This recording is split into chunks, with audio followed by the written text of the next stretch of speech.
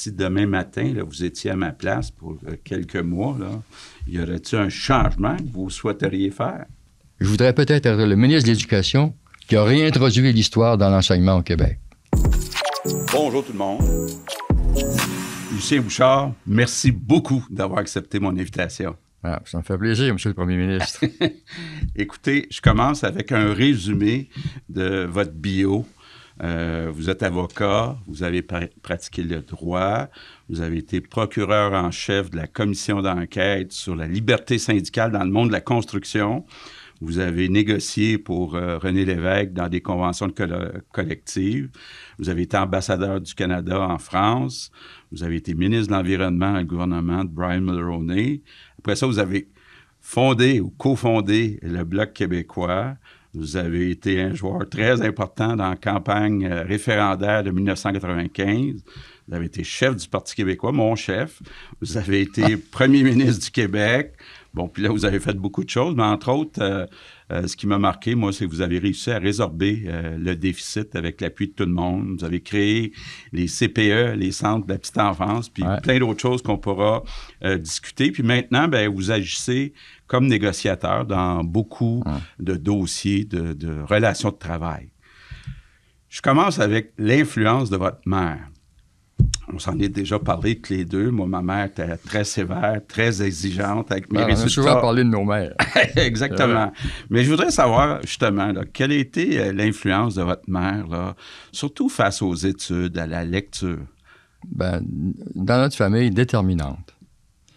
Ma mère avait une 12e année, ce qui était rare à l'époque. Elle est morte à 95 ans et 10 ans, donc ça date de loin. Elle écrivait le français sans faute. Wow. Elle, l'instruction, comme il disait à l'époque, c'était ce qu'il y avait de plus important. Puis mon père pensait la même chose. Mon père était camionneur. Il n'y avait pas des gros camions, des petits camions. Et puis, c'est sûr qu'on était modestes, comme on dit à l'époque, les moyens très modestes. Il y en avait beaucoup autour de nous, là, où on vivait, à Jonquière en particulier. Et mais la façon d'en sortir, puis la façon de faire évoluer la société, c'était l'instruction. Alors, c'était au cœur de tout. À l'école, on n'avait jamais raison. Si on avait un conflit avec un professeur, c'était toujours le professeur qui avait raison. Et puis les devoirs, il fallait que ça sorte. Et puis, pas trop de party, études, université. Mes 3 frères ont fait des doctorats en France. Ce qui était rare dans votre milieu en particulier, puis même dans la génération, là, de dire aller jusqu'à l'université. Ouais. On était programmés. Ça, c'était ça qu'il fallait. On ne pouvait pas y échapper. Puis en plus de ça, ma mère, comme la vôtre, je ne sais pas si on va se dire vous ou toi. Comme vous voulez. Nos deux mères. Je sais que vous me tutoyez, fait qu'allez-y. Non, mais nos mères, là, c'était des femmes solides, là. Ouais. Ils emmenaient large, là. Et puis, ça passait par là. Nous autres, on n'a pas été gâtés, là. Quand c'était non, c'était non. Puis il n'y avait pas à revenir, c'était bon. Alors, je ne dis pas qu'on en avait peur, mais avait une autorité incroyable.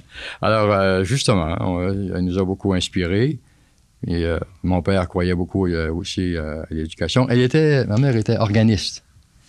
D'ailleurs, c'est pour ça qu'il y a des orgues à la Maison symphonique. Parce que quand le gouvernement de l'époque a construit la maison, la salle de concert, ils nous ont dit, il n'y aura pas d'orgue, ça coûte trop cher, puis non. Moi, j'ai dit, faites-en un, creusez le trou, on va trouver l'argent. On a ramassé l'argent, finalement. C'est la famille Desmarais qui a payé pour l'orgue à la fin. Et donc, on a des orgues Casavant fantastiques, mais parce que je pensais à ma mère qui a touché des orgues des églises toute sa vie. Puis nous autres, on chantait les veilles, puis les funérailles, puis les mariages. On gagnait un petit peu d'argent avec ça. C'était une époque, hein? Mais nos mères, moi, ma mère, là, je vous le dis, François, là, je l'appelais tous les matins pendant 40 ans. Je l'appelais tous les matins. Puis des fois, c'est une minute, là. Puis elle était sévère pour moi. Elle était sévère pour moi, même comme premier ministre. À un moment donné, je vais vous donner un exemple, là, du genre de conversation. On est pressé, on se parle le matin, là. Mais maman, comment ça va, toi? Ça va bien. Toi? Ben, moi, ça va bien aussi. Je trouve pas ça, moi, que ça va bien, ton affaire. Comment je trouve pas ça? On t'a vu à la télévision hier soir. T'avais l'air fâché. J'ai pas aimé ça. Mes amis non plus. C'est pas comme ça que ça va marcher. Bon, bonjour, là. Mon téléphone. Ma journée commençait. Mais quand vous regardez ça aujourd'hui, bon, vous avez vos 2 gars, vous avez élevé vos 2 gars. Est-ce que votre mère, votre père, est-ce qu'il était trop sévère? Comment vous comparez ça avec la façon dont vous avez élevé vos deux gars? Ils étaient sévères. Ma mère était extrêmement... Jansénisme, je dirais, à certains égards. Aujourd'hui, c'est sûr que ce serait trop. Ce serait trop. Ça passerait pas aujourd'hui, avec les jeunes d'aujourd'hui. Mais je pense que c'était trop. Parce que ça nous a fermé la porte à beaucoup de choses. Mes frères ont eu plus de liberté que moi. Moi, j'étais l'aîné. L'aîné, c'est plus difficile. Mes frères, ils ont pu sortir avec les filles plus que moi. Là. Mais là, il fallait pas qu'il rentre trop de filles dans la maison chez nous. Là. Je fais tes études. Là. C'était trop sévère, je pense. C'était trop sévère. Mais en même temps, ça a donné certains résultats dans le sens qu'on a fait nos études. On les a faites. Puis on a développé une certaine ambition de réussir. Qu'on transmet à nos enfants aussi. Hein? Mes enfants trouvent que j'étais trop sévère. Mais j'étais un peu sévère. Puis comment vous voyez ça? Là? On vieillit tous, le temps passe vite, trop vite. Là. Vos garçons que j'ai connus tout petits sont rendus pas mal plus vieux. Comme les tiens. Oui, mais comment... ils étaient amis à l'école. Oui. Ils m'avaient envoyé une carte de Noël qu'un de mes fils avait envoyé à votre fils dernièrement. Mais je reviens sur la vie qui passe trop vite. Puis les enfants, c'est un peu la suite, hein, notre suite, quand on sera plus là. Comment vous voyez ça, le temps qui passe, là? Chaque année, au cabinet où je suis, je fais une conférence aux jeunes avocats qui sont rentrés. On en engage une quinzaine par année. Puis on me demande de faire une conférence. J'essaie de pas avoir l'air du vieux bonhomme là, qui donne des conseils, qui n'a pas suivi lui-même, là. Mais ce que je veux dire essentiellement, c'est que vous avez quelque chose d'une richesse illimitée, qui n'est pas remplaçable, il n'y a pas de prix, puis vous êtes jeune, et vous avez du temps. Mais pas tant que ça. Chaque jour qui passe, c'est une journée de moins. Puis si vous perdez votre temps, vous allez le regretter plus tard. Puis vous allez voir que ça se passe vite, parce que moi, ça m'est arrivé. Je me suis réveillé un matin, j'avais 40 ans. Je me suis demandé où étaient passées les 20 dernières années. C'est comme ça à tous les 10 ans. Puis à un moment donné, moi, j'avais beaucoup de 10 ans. Là. Ça passe vite, puis on n'a pas de temps à perdre. Puis il faut meubler le temps qu'on a, autant que possible, pour se préparer pour d'autres choses, des défis qui vont arriver. Moi, en tout cas, je crois que le temps, c'est pas pour être perdu.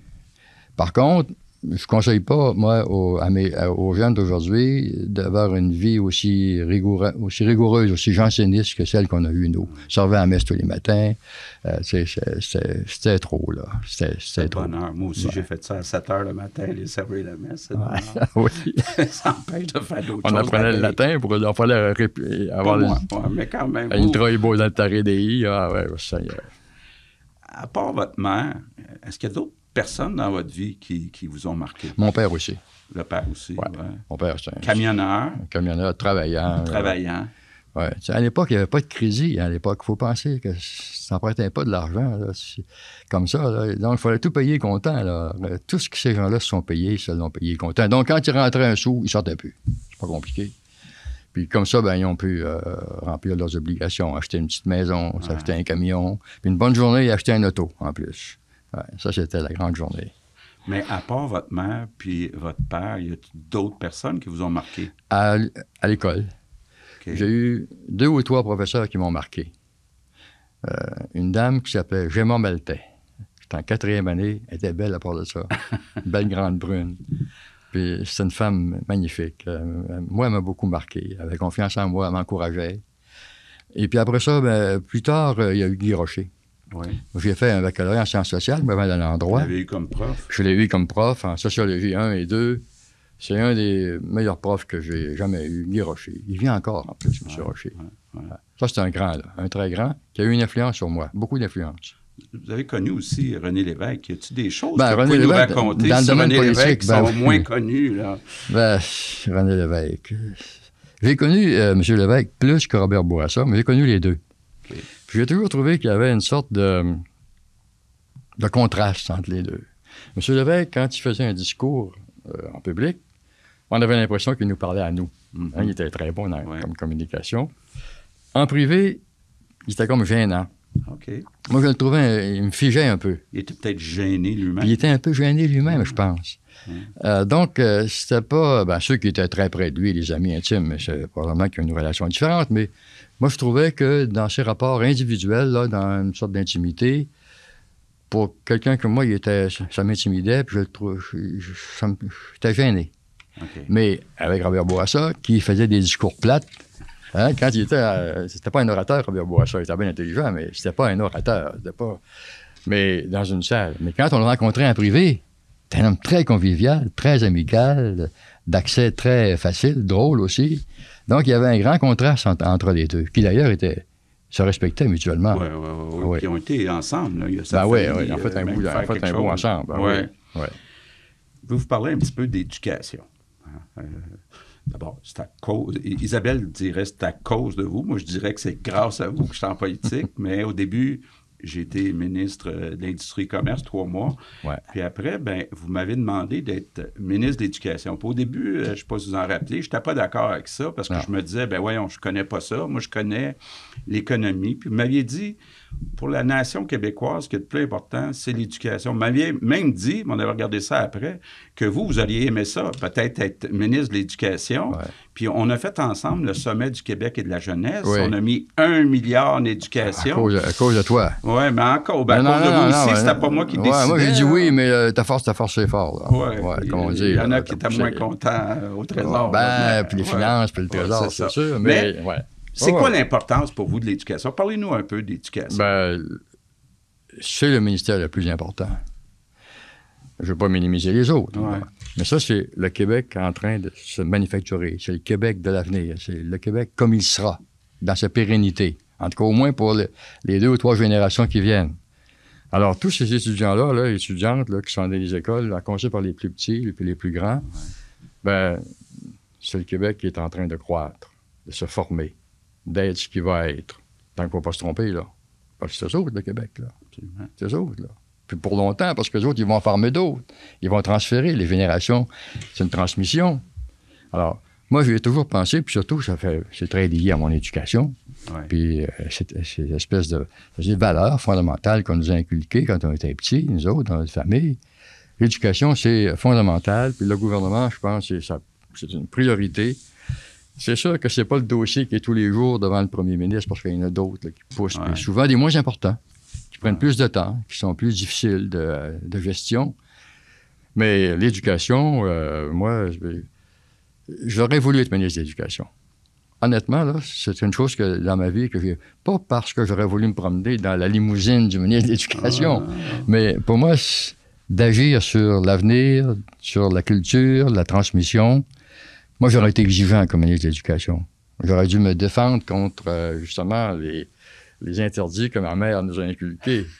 Mais j'aurais été vraiment trop sévère, peut-être. Mais j'aurais été sévère. J'aurais été exigeant. J'aurais demandé... Aujourd'hui encore, là, je ne veux pas dire que ceux qui sont là ne sont pas bons, là, puis qu'on a eu de très grands ministres de l'Éducation, puis je sais que les gens, actuellement, font leur possible, puis c'est pas facile. Mais ça, moi, je été revenu en politique, là, après avoir quitté la politique. Ouais. J'aurais voulu convaincre mon premier ministre de me nommer ministre de l'Éducation. On avait jasé de ça, ouais. Mais je reviens quand même, parce que c'était un gros résultat que vous avez amené avec le milliard qu'on a ajouté en plus des coûts de système. Puis souvent, on se fait dire par les gens de communication, l'éducation, ça ne rapporte pas, là. On se fait, non, les élections sont à tous les 4 ans. L'éducation, c'est pour le long terme. Donc, vous avez quand même décidé d'en faire la priorité quand on était là. Oui, bien, l'éducation, ça ne rapporte pas. C'est pas dans les états financiers. À long terme, ça rapporte. C'est pas dans les états financiers du gouvernement, dans les budgets. Non, évidemment.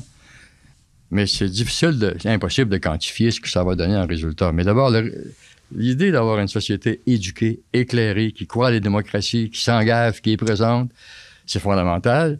Puis en plus, la formation. Prenez par exemple, dans les années 60, on s'est rendu compte que c'est pour ça qu'il y a eu la Révolution tranquille, là, puis le rapport parent, qu'il y avait un pourcentage vraiment insuffisant de jeunes Québécoises et Québécois qui étaient à l'université comparé à ce qui se passait ailleurs, même au Québec par rapport aux anglophones. Ouais. Et là, il y a eu un effort pour en avoir plus, puis effectivement, il y en a eu beaucoup plus. Regardez les résultats, même au point de vue de l'économie. Les gens qui actuellement portent l'économie du Québec là, dans le secteur privé, c'est des francophones qui ont été formés par cette génération-là. Puis même les programmes sociaux peuvent avoir des impacts comme ça, comme par exemple les CPE, là, les maternités. Ouais. Ça aide au début. Ça, mais là, du jour au lendemain, là, les femmes peuvent aller travailler, peuvent avoir des vraies carrières, puis en même temps s'occuper de leurs responsabilités parentales. Les jeunes sont socialisés, ils vont mieux performer plus tard. tout ça, ça fait en sorte que même l'économie en profite directement. En réalité, c'est peut-être l'économie qui va en profiter le plus d'une façon collective. Bien, parlons-en un petit peu d'économie. Bon, je sais que c'est important pour vous, l'économie. Vous savez que c'est important pour moi. Puis bon, pour toutes sortes de raisons, incluant la religion catholique, ça n'a pas été pendant longtemps valorisé d'être entrepreneur, l'économie. Comment vous voyez l'économie du Québec aujourd'hui? Bien, il faut qu'elle soit à la fine pointe de la technologie. Il faut qu'elle soit présente partout. Puis, on le voit d'ailleurs, ceux qui réussissent chez nous, ils ont créé des entreprises internationales. Maintenant, ça ne va pas être l'économie d'une paroisse ou même d'une province. Il faut que ça soit étendu plus large. Et il faut que ça repose sur la culture aussi. Ouais. Il faut former des gens d'affaires qui ont de la culture, qui comprennent quels seront les impacts de leurs décisions, qui connaissent l'histoire. Je trouve ça très important, mais à l'époque, c'était pas valorisé pour plusieurs raisons. Probablement, le catholicisme n'a pas beaucoup aidé. Ce jansénisme-là, c'était défendu de prêter de l'argent, c'était défendu de faire ci, de faire ça. Il y a eu d'autres avantages au catholicisme, mais sur l'entrepreneuriat. Ah oui, il y en a eu d'autres. Moi, je suis un défenseur des catholiques, de ce qu'elle a fait au Québec, mais en même temps, il n'y a pas de dossier parfait. Et entre autres, de ce côté-là, je me souviens, au Collège classique, dans le temps, à la fin de la dernière année, là, en philo 2, il y avait la prise de ruban. Alors, les finissants, devant tous les parents, puis les notables de la paroisse réunis, se présentaient à une table, choisissaient un ruban d'une certaine couleur. Alors, le ruban blanc, c'est le sacerdoce. Le rouge, c'était la médecine. Vert, je crois, c'était avocat, etc. Bon. Et il y avait un ruban gris, ça, c'était le commerce. Puis, quand quelqu'un choisissait le sacerdoce, ça applaudissait dans la salle, le sacerdoce. Écoutez, au séminaire de Chicoutimi, dans les années 50, il y a eu parfois la moitié des finissants qui prenaient le sacerdoce. Alors, puis l'avocat, c'était pas trop pire. Je sais pas, médecin, c'était parfait. Mais l'avocat, c'était bon pour aider les pauvres, mais pas avocat d'affaires. Les derniers de classe, là, ils prenaient le ruban gris. Parce que ça, c'était pas bon, dans le commerce. Aujourd'hui, évidemment, ça a changé, heureusement, mais il n'y avait pas de valorisation de la vie économique puis de la vie d'affaires. Mais ça cheminait. Mais est-ce qu'encore aujourd'hui, il y a trop de gens qui vont comme regarder négativement les entreprises, les entrepreneurs, les projets économiques? Il y a encore du travail à faire de ce côté-là. Moi, j'ai de la difficulté à comprendre cette réaction qui est de porter un jugement hiérarchique entre les affaires et puis la vie sociale. Il y a des gens qui ont l'air à penser que, on va s'occuper d'abord des programmes sociaux, l'économie, ça viendra après. Alors qu'on a prouvé, nous autres, au gouvernement, qu'on pouvait équilibrer le budget, qu'on pouvait dégager des surplus, puis après mettre de l'argent. On a créé l'assurance médicaments, les projets de maternité, l'économie sociale, l'équité salariale. Il y en a qui n'aiment pas ce discours-là. Non, mais je regrette qu'il y a de la richesse pour financer les programmes sociaux. Peut-être qu'ils n'aiment pas ça, mais c'est ne pas aimer la réalité. Ouais. C'est qu'un gouvernement qui n'a pas les moyens économiques d'intervenir ne peut pas créer. D'ailleurs, les sociétés qui fonctionnent, c'est comme ça que ça fonctionne. C'est qu'ils ont une économie la plus forte possible, puis à côté de ça, ils sont capables d'avoir des programmes sociaux, un gouvernement responsable. Même les pays de l'Est, de nord de l'Europe qu'on cite tout le temps, ils font ça également. Les scandinaves. C'est la seule façon, je pense, parce que c'est pas avec un pays pauvre qu'on peut avoir des filets sociaux puis s'occuper de l'éducation des jeunes et tout. Ouais. Mais il reste encore du travail à faire pour ça s'appelle être de droite, ça. Ça s'appelle être de droite. Par rapport à être de gauche. Moi, j'ai jamais accepté les étiquettes, là. Ouais. Moi, dans le fond, il y a des mesures de gauche, il y a des mesures de droite, puis quand on est au gouvernement, il faut tenir compte de tout. Il faut tenir compte de tout. Pas forcément être au centre, il faut que tout se fasse. Ouais. Et que tout se marie, se conjugue. Exact. J'aimerais vous parler un petit peu de la crise du verglas. Je pensais que je me parlerais de la crise de la COVID. non, mais on va en parler peut-être. Quand il y a eu la crise du verglas, vous avez montré un énorme leadership. Les gens s'en souviennent encore avec André Caillé, puis le col roulé, puis tout ça. Puis quand la pandémie a commencé, je ne sais pas si vous en rappelez, on s'était parlé tous les deux. Puis vous m'avez beaucoup inspiré parce que je me disais, puis on s'était parlé, puis vous m'aviez dit, il faut dire la vérité à la population, même si c'est pas rose, si c'est négatif, mais aussi leur donner un petit peu d'espoir. Comment vous avez vécu ça, la crise du verglas? Ben, d'abord, on ne l'a pas vu venir. Hein? On ne voit pas venir ça. Donc, il faut beaucoup improviser. C'est forcément une démarche d'improvisation que de gérer une crise, dans la mesure où on peut gérer une crise. Puis là, il n'y a pas de cours à l'université pour les futurs premiers ministres, comment ils vont gérer les crises. On arrive avec son bagage, mais il y a des choses fondamentales. Par exemple, il faut informer le public. Ouais. Ça, c'est très important d'informer le public. Il ne faut pas décourager le public non plus, mais il faut lui dire la vérité. Il faut dire la vérité. Puis il faut que le public, non pas seulement ait l'impression, mais se sente partie à la gestion de la crise. Alors, on faisait des conférences de presse tous les soirs. Tous les jours. Oui.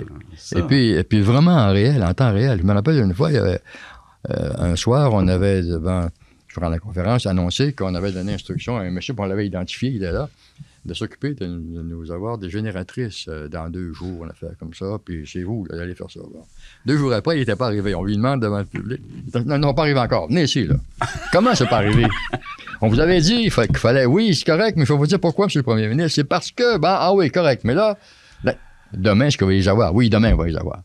Maintenant, les gens faisaient partie de la gestion. C'est très important que les gens se sentent informés et qu'ils ne pensent pas qu'ils se font compter des peurs. Ça, c'est terrible, terrible. Puis après ça, il ne faut pas avoir peur de prendre des initiatives. Vous vous rappelez, François, on a débranché toutes les affaires, l'environnement, le Conseil du Trésor. Il n'y avait personne qui avait un mot à dire à part du centre. Puis là, chaque matin, on se réunissait un petit groupe, là. Puis là, c'est là qu'on s'en va, puis c'est fini, ça passait par là. Il y avait une gestion directe. C'est dangereux parce que après, on peut s'être habitué à avoir géré comme ça, puis c'est pas comme ça qu'il faut gérer dans le courant. Donc, il faut se réhabituer à faire des comités, aller au Conseil du Trésor, puis se faire demander de faire un BAP, et puis tout ça. Ben là, c'est... Oui, je sais à quoi vous pensez. Là, mais, bon, parlons un petit peu du français. Hein, parce que la nation québécoise, s'il n'y a pas de français, n'existe plus. Comment vous voyez la situation du français, en particulier à Montréal? Moi, je suis inquiet. Je suis inquiet, pas le seul, là.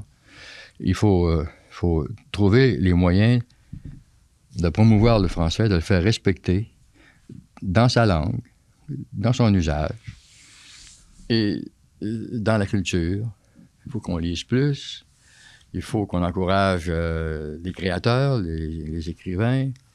Il faut qu'on crée autour de la langue comme un objectif fondamental, comme notre facteur d'identité fondamental. Ça, je pense, qui est très important.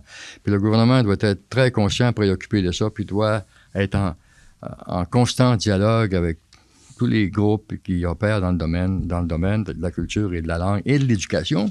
Là, encore une fois, on va toucher à l'éducation. La valorisation des enseignants, par exemple, qui vont valoriser la langue aussi, qui vont la diffuser, qui vont la rendre aimable, qui vont nous faire goûter à la littérature. Ça aussi, c'est un facteur important. L'histoire aussi. L'histoire, c'est lié à la langue, ça aussi. Les gens qui regardent l'histoire du Québec, ils vont certainement être convaincus que la langue, c'est un filigrane très net qui nous conduit à une nation qui a son identité propre, qui respecte sa langue. Puis en plus, on a une chance extraordinaire. La langue française, c'est un des grands patrimoines universels du monde. C'est une chance inouïe. Alors, il faut en profiter, puis il faut le... Moi, je suis inquiet, puis il faut faire quelque chose de très d'animé, d'encourageant. C'est une bonne nouvelle, s'occuper de la langue française. C'est un beau sujet. Puis, qu'est-ce qu'on fait avec l'immigration, là? Je parle... Parce que, bon, évidemment, puis je sais qu'on a déjà parlé... ne peut pas s'opposer au fait que les Québécois ont décidé de faire moins d'enfants. Donc, l'immigration prend une place plus importante. Donc, qu'on parle du nombre, qu'on parle des exigences de connaissance du français, on fait quoi avec l'immigration? Moi, je n'ai pas les chiffres, là, les données quantifiées là, dans la tête. Mais je pense que l'immigration, c'est sûr qu'il faut être ouvert à l'immigration, mais une immigration qu'on peut intégrer, qu'on peut absorber. Pas parce qu'on refuse de changer le tissu national. Non, il va évoluer, il faut qu'il s'adapte de façon interculturelle. Mais en même temps, on est ce qu'on est, l'identité du Québec. Et je pense que Ça prend des programmes, puis surtout une volonté d'intégration. Puis ça joue à deux, il faut que tout le monde y participe. Et il faut... moi, je crois à l'immigration. Je crois aussi qu'on a un gros problème du fait qu'on ne contrôle pas l'immigration. On ne la contrôle pas. On peut juste parler, là, puis se faire des objectifs, puis tout ça, mais on n'en contrôle même pas la moitié, là. Alors, ça c'est le problème, un autre problème national, problème de relations entre le gouvernement du Québec, entre le Québec et le gouvernement fédéral. Il y a déjà eu des possibilités de faire des règlements qui ont du bon sens, des ententes. À mon avis, il faudrait qu'il y ait au gouvernement d'Ottawa des gens qui sont plus ouverts à ces réalités-là, puis qui comprennent plus que même s'ils sont fédéralistes, que dans l'esprit du fédéralisme, ça implique qu'il faut qu'on s'entende, qu'on se donne des politiques communes. Et du côté de l'immigration, c'est pas ce qui te fait, puis c'est inquiétant. Ouais. Puis, par contre, comme vous le savez, on contrôle ce qu'on appelle l'immigration économique. Pour l'instant, ça donne des points de parler français. Est-ce que ça devrait être obligatoire de parler français dans l'immigration économique? C'est là que l'équilibre entre l'économie puis le français, ça devient délicat. Oui. Moi, quand j'étais au gouvernement, le problème était déjà présent, mais il apparaissait moins urgent, moins critique. Bien, on avait trouvé des accommodements, par exemple, pour les spécialistes qui devaient venir ici. Il y avait une période de temps où ils pouvaient venir sans contrevenir aux lois existantes. Mais en même temps, l'intégration, c'était très, très importante. Puis ça doit être fondamental. Il faut que les gens qui viennent ici, il faut qu'ils sachent qu'ils s'en viennent vivre avec une collectivité francophone. Donc, qu'il y ait des règles avant, c'est pas défendu, là. C'est pas mauvais en soi. C'est annoncé, c'est géré d'une façon ouverte et humaine. C'est pas des absolus, là. Il y a une façon de le faire. Il peut y avoir du temps, une progression, mais il faut qu'il y ait un engagement. Et de savoir que c'est bon pour les gens que d'apprendre à parler le français, puis de le parler le français, qui rentrent dans une communauté internationale d'une langue universelle, et puis qu'on est fiers de ça, nous, qu'on vient de là. C'est pour ça qu'on s'est battu pour notre existence, puis c'est pas vrai qu'on va y renoncer, là. Puis, sentez-vous que nos jeunes, parce que, bon, aujourd'hui, il y a Internet, Netflix, tous les médias sociaux, il se passe beaucoup de choses en anglais. Est-ce que nos jeunes comprennent l'importance de protéger le français? Je suis pas certain là, qu'on a réussi à les mobiliser vraiment, comme on l'a été, nous autres, de notre génération. Parce que, évidemment, on n'était pas exposés comme ils le sont à la technologie nouvelle, les communications, puis comme vous dites, les Américains inventent la technologie, ils la nomment à leur goût. Et puis, on ne se fait pas aider non plus par les Français, nos amis de France, qui mettent des mots anglais partout pour prouver qu'eux autres sont capables de parler anglais. Puis, d'ailleurs, ils ne parlent pas en général très bien. Ça ne nous aide pas. Donc, il va falloir qu'on... C'est important parce qu'il faut qu'on soit capable de travailler d'une façon internationale. On ne peut pas faire ça tout seul, le français, là. C'est que la diversité linguistique... Aujourd'hui, on parle beaucoup de diversité comme d'un élément fondamental de l'humanisme. Mais la diversité, ça vaut aussi du côté de la langue. Si on veut rester différent, qu'il y ait une panoplie de gens qui s'enrichissent les uns les autres, il n'y a pas seulement qu'au point de vue ethnique, le point de vue de la langue. Et je pense que là-dessus, on pourrait trouver des alliés.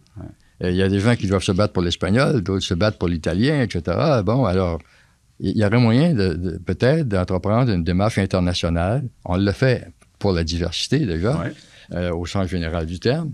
Louis Baudouin a beaucoup travaillé là-dedans. Inscrit, puis, dans notre gouvernement où on était ensemble, on le faisait. Puis on a beaucoup travaillé avec la France en particulier. Puis on a réussi à faire inscrire des clauses d'exception culturelle dans des traités internationaux. Il y a quelque chose à faire comme ça du côté de la langue. Je suis convaincu. Vous parlez un petit peu de l'art de gouverner, je commencerai peut-être par l'art de la négociation. Vous êtes un négociateur chevronné. Comment... Bon, je sais qu'il faut être gagnant-gagnant dans une négo, là, mais comment vous voyez, comment vous faites pour réussir vos négociations? Bien, d'abord, chaque fois que je commence une négociation, je commence à zéro. J'ai l'impression que je n'en ai jamais fait avant parce que c'est toujours différent. Le rapport de force, les questions, les enjeux, la complication technique, je pars toujours à zéro. Je ne pense jamais que je suis un négociateur chevronné quand je commence. Je pense que je suis un débutant. J'apprends, je réapprends chaque fois. Puis la négociation, dans le fond, c'est pas C'est pas quelque chose qui marche dans la rue. Là. Tout le monde vit dans la nécessité d'établir des terrains d'entente avec, en couple, en collectivité, en groupe. Puis gouverner, c'est ça aussi. Ouais. Gouverner, c'est d'aller aussi loin qu'on peut dans les changements qu'on estime nécessaires, mais dans l'idée qu'il faut qu'ils soient acceptés. Parce qu'ils ne sont pas acceptés, ça ne marchera pas. Donc, il y a un côté persuasion, un côté pédagogie, il y a un côté exemple à donner aussi. Mais quand je négociais avec les centrales syndicales, dans le temps où on faisait des coupures, des coupes considérables, je te rappelle, moi, je dormais dans mon bureau à Québec. Et quand ils venaient me voir dans mon bureau, puis ils voyaient le petit lit ils savaient que c'est vrai qu'on n'avait pas d'argent, là. Mais l'exemple, c'est important. Mais gouverner, dans le fond, c'est parler aux gens franchement. Dire les choses franchement. Avez-vous trouvé ça dur, gouverner? Qu'est-ce qui vous satisfaisait, puis qu'est-ce que vous trouviez dur dans l'art de gouverner? Bon, quand on dit gouverner, là, on veut dire d'abord des rapports avec le public, des rapports politiques, des rapports internes, des rapports avec l'opposition, des rapports avec les médias. Et gouverner, donc, ça a beaucoup de dimensions. Alors, il y a des dimensions là-dedans qui sont plus difficiles que d'autres, dans celles que je viens de nommer. Le public, je trouvais ça moins difficile. Okay. Parce que je prenais ça d'une façon simple. Mais je fais une idée très simple de ça. Quand on parle avec le public, on lui dit ce qui se passe. On lui explique pourquoi. Pourquoi il faudrait plutôt aller dans cette direction-là que dans l'autre. Puis de le dire simplement, puis franchement. Fait que c'est la seule façon de dialoguer avec le public. Moi, ça, c'était ça que je trouvais qui était un peu important. Je disais parler au monde. Il faut parler au monde. Pas de menterie, pas de niaisage, pas faire des peurs, pas faire de la broue. Comme moi, bon, j'étais un leader, je suis resté souverainiste parce que dans le sens que je pense que c'était ce qu'il aurait fallu faire en 95, en tout cas. Bon, peut-être c'est plus possible de faire ça. Mais à l'époque, j'ai toujours dit, la souveraineté, c'est viable, mais ça va être difficile. Préparez-vous, là. Le lendemain là, de l'accession à la souveraineté, comment les marchés de la monnaie vont réagir, qu'est-ce qui va arriver au dollar canadien, personne ne le savait. Personne ne le savait. Mais on sait que ça va être chaotique. Alors, moi, je disais, là, ça va être difficile d'avoir des turbulences. Mais il faut le dire. Il faut le dire. Moi, je le disais, ça, ces choses-là, puis tout le monde ne trouvait pas très habile. Mais je crois que c'est pas une opération philosophique que de gouverner. C'est quoi la réalisation ou les réalisations dont vous êtes le plus fier? C'est certainement le CPE. L'accès à des services d'éducation socialisée pour les jeunes. Ouais. Ça, c'est ce qu'on a fait probablement. C'est ce qui a eu les meilleurs résultats. Là, on peut les voir, les résultats. Et ça, je pense que c'est fondamental. Mais je pourrais dire, je suis fier d'avoir réalisé le déficit zéro, mais les gens ne trouvent pas ça bien. Ils trouvent ça, il faut être sans cœur pour faire ça. Non, mais ça a permis de créer les programmes sociaux qu'on a créés. Ça, on savait très bien que c'était pas possible de le faire autrement. Non, puis il y a beaucoup de choses dont je suis fier, là. Mais ça, en particulier, la grande bibliothèque. Oui, la grande bibliothèque. Je suis bien fier de ça. Parce que moi, j'ai été élevé à Jonquière, une petite ville pauvre, une ville dortoir des grandes usines de l'Alcan en Vida. C'était pas fusionné à l'époque. Puis j'aimais la lecture. J'aime encore la lecture. Je suis un lecteur vorace. Puis L'île mystérieuse de Jules Verne, j'ai dû la lire à peu près 10 fois. À un moment donné, on vient tanner de lire le même livre, là, parce qu'on n'avait pas de vraie bibliothèque à Jonquière. Alors moi, dans les premiers jours où on m'a demandé, mais vous avez été assermenté premier ministre, là, c'est arrivé un peu comme un cheveu sur la soupe, hein? Ouais. Qu'est-ce que vous allez faire? Ben, je lui ai dit, il y a une chose que je veux faire, je veux faire une grande bibliothèque, je me rappelle. Bon. Puis, avec le gouvernement, on peut faire ça. Quand on rentre en politique, un des avantages, puis c'est peut-être le seul, on peut changer des choses. Puis c'est difficile, mais on peut changer des choses. Si demain matin, là, vous étiez à ma place pour quelques mois, là, y aurait-il un changement que vous souhaiteriez faire? Aujourd'hui? Oui. Il faudrait que je regarde les budgets qu'on a, là, parce que hein, on peut avoir de grandes idées, mais est-ce qu'on a la capacité? Je vois qu'on est en déficit, ça m'inquiéterait. je suis encore plus inquiet de voir les déficits à Ottawa. Là. Ça c'est une autre question. Non, indépendamment de ça, moi, je mettrais de l'argent dans l'éducation. L'éducation. Ah oui. Ça reste l'éducation. Ah, moi, l'éducation, les professeurs, je mettrais de l'argent. Parce qu'on n'a plus de professeurs, ça n'a pas de bon sens. C'est une grande profession, c'est peut-être la plus importante de notre société. C'est plus important qu'un avocat, c'est un enseignant. Hein? Parce que lui, il prépare l'avenir pour tout le monde. L'avocat, il plaide une cause pour quelqu'un. C'est bien, c'est important, puis j'y crois parce que c'est une profession que j'aime. Mais les enseignants, les programmes d'éducation, enseigner l'histoire peut-être. Je voudrais peut-être être le ministre de l'Éducation qui a réintroduit l'histoire dans l'enseignement au Québec. Je n'ai jamais compris pourquoi est-ce qu'on l'avait interrompu, parce que on trouve pas. On a ajouté, mais il n'y a personne qui sait trop. Ça a commencé depuis longtemps. Hein? Il n'y a jamais personne qui a jamais trop su, mais la pédagogie, les pédagogues du ministère de l'Éducation, ça, je voudrais pas mal parler d'eux autres. C'est pour ça que je ne parlerai pas. Parlez-moi d'autres, il ne m'en reste pas beaucoup. Là. Les journalistes, comment vous avez agi? Les médias. Les médias, oui. D'abord, je pense pas que je pourrais être en politique aujourd'hui. Je n'ai pas la formation pour ça, parce que c'est les médias sociaux. Ça a changé. Je vois très bien là, que c'est une révolution là, dans la façon de gérer la communication publique. On n'avait pas ça. Moi, à l'époque, quand j'étais là, on n'avait pas les médias sociaux. Mais les médias, on les avait. Mais les médias, pour moi, j'avais une règle encore qui est la même. Je leur disais la vérité. Puis je leur parlais quand j'avais le croisé. Je ne me laissais pas imposer mes agendas par les médias. Les médias, là, on veut vous voir en conférence de presse. Non. On veut vous parler. Non. Je vais vous parler quand j'aurai de quoi dire. Puis en plus, je leur faisais pas de menterie. Je leur disais la vérité.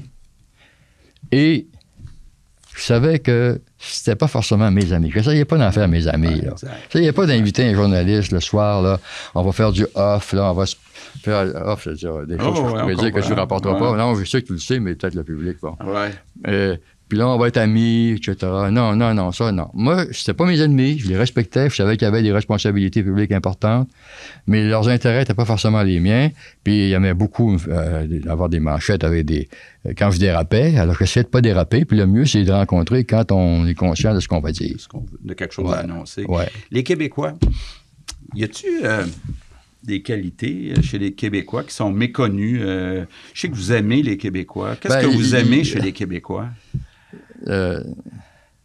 C'est du bon monde, les Québécois. C'est du bon monde. C'est des bonnes personnes. C'est le monde que j'ai connu, moi, en tout cas. Des gens qui donnent la chance aux coureurs. Qui sont pas naïfs, mais ils sont pas d'une méfiance paranoïaque, là. Alors, aussi longtemps qu'on leur dit la vérité, puis qu'on les respecte, ils vont être avec nous autres. Il faut jamais oublier aussi que ce sont des affectifs. Ouais. Les Québécois, ils aiment aimer leurs politiciens. Alors, pour ça, pour les aimer, ben là, comment quoi faire, ça, c'est une autre question. Mais je pense que s'ils croient qu'on leur parle sincèrement, ben, je ne voudrais pas avoir l'air de faire un compliment pas mérité, mais je crois que celui-là, il est mérité. De toute façon, là, je leur parlais durant la COVID, là, ben, il y avait l'impression là, qu'il y avait quelqu'un de la famille là, qui avait pris l'affaire en main, puis qui voulait la régler, et puis qui leur parlait, et puis qui leur disait les vraies choses. Là. Ça c'est gagnant. Il y a la confiance. C'est là que s'est tissé un lien de confiance. C'est là que s'est tissé un lien de confiance. Avant-dernière question. Comment vous voyez l'avenir de notre nation, du Québec? J'ai beaucoup d'ambition pour l'avenir de la nation. Beaucoup d'ambition. Êtes-vous optimiste? Oui, je suis optimiste à cause des jeunes. Les jeunes, s'ils peuvent se réveiller politiquement, parce qu'ils dorment un peu politiquement, les jeunes. Ils ont d'autres préoccupations. On les comprend, là. Dans le monde d'aujourd'hui, ils pensent à leur carrière, ils pensent à la compétition, beaucoup de concurrence. C'est pas facile pour les jeunes. Tu sais, la concurrence est très forte. Hein? C'est vrai qu'il y a une pénurie de main-d'œuvre, mais dans les postes qui sont convoités, là, c'est contingenté dans les universités, etc. Mais il y a du talent. C'est le talent. On a des jeunes. Donc vous êtes optimiste. Je suis optimiste parce que je compte sur les jeunes. De toute façon, on n'a pas le choix. Ça va être sur eux autres qu'il faut compter. Exact. Hein? Exact. Dernière question, je pose ça à tous mes invités. Le dernier bon livre que vous avez lu, mais peut-être je vous poserai ça en deux volets. Là, étant donné que vous avez tellement lu, vous nous avez parlé tantôt de Jules Verne, donc je vous demanderais, y a-t-il un livre qui vous a marqué? Puis c'est quoi le dernier bon livre que vous avez lu? Là? Ouais, ben, moi, je ne suis pas quelqu'un qui lit toujours le dernier livre paru. OK. Bon. Je lis des grands livres qui ont été publiés. Comme par exemple, là, je suis en train de finir un livre de Maurice Martin-Dugard, c'est un littérateur français, probablement décédé aujourd'hui, qui a fait un mémoire qui s'appelle Les Mémorables. Il raconte toute l'histoire littéraire française durant les dernières générations. Ça, je suis là-dedans, c'est fascinant. Je suis en train de finir également une biographie de Thomas Mann, le grand écrivain allemand. Puis, ça m'arrive aussi, de temps en temps, de lire de la littérature québécoise, mais les livres déjà parus, tu sais, comme Beauchemin, les grandes biographies. Puis dans votre vie, là, qu'est-ce qui vous a marqué? Il y en a un ou deux livres que vous ont marqué, là, que vous avez lu peut-être il y a longtemps, mais qui étaient encore d'actualité? Ouais, ben, moi, j'ai été très marqué par, c'est drôle à dire, mais La vie de Jésus de Renan, Ernest Renan. C'est une œuvre que l'Église catholique n'aime pas parce que pour lui, Jésus, c'est un homme magnifique, peut-être l'homme le plus merveilleux qu'il a jamais né, mais c'est peut-être pas un Dieu. Tu sais? Il laisse planer plus qu'un doute là-dedans, mais en même temps, l'enseignement du christianisme comme mode de vie, comme valeur de vie et comme élément central du patrimoine occidental, c'est inévitable. Mais en même temps, ben, je lis beaucoup de biographies. Pour moi, les biographies de Chateaubriand, de Proust, par Ghislain d'Isbach, Tadier, pour moi, c'est fondamental. Il y a une biographie de Louis XIV qui est un chef-d'œuvre. J'ai lu récemment l'œuvre historique de Voltaire sur le 18e siècle. Puis les œuvres québécoises, Michel Tremblay. Ouais. J'ai lu, l'année passée, j'ai lu beaucoup de Michel Tremblay, et aussi parce que j'ai dû faire une allocution sur son œuvre. Ça m'a permis de renouer avec son œuvre. Bonheur d'occasion, c'est un grand chef-d'œuvre. On a une littérature québécoise qui est très vivante, très riche, puis les jeunes d'aujourd'hui produisent beaucoup. Ils produisent beaucoup. Mais moi, je suis plus un lecteur de romans à la Balzac. Puis en plus, je suis un admirateur de Saint-Simon. Je dirais peut-être que Les Mémoires de Saint-Simon, c'est un des grands livres que j'ai lus. Et fondamentalement, Les Mémoires d'Outre-Tombe de Chateaubriand. Ouais. Incontournable. Lucien Bouchard, merci infiniment. On aurait pu continuer longtemps, là, mais c'est vraiment passionnant de vous entendre. Merci beaucoup. Merci. Merci.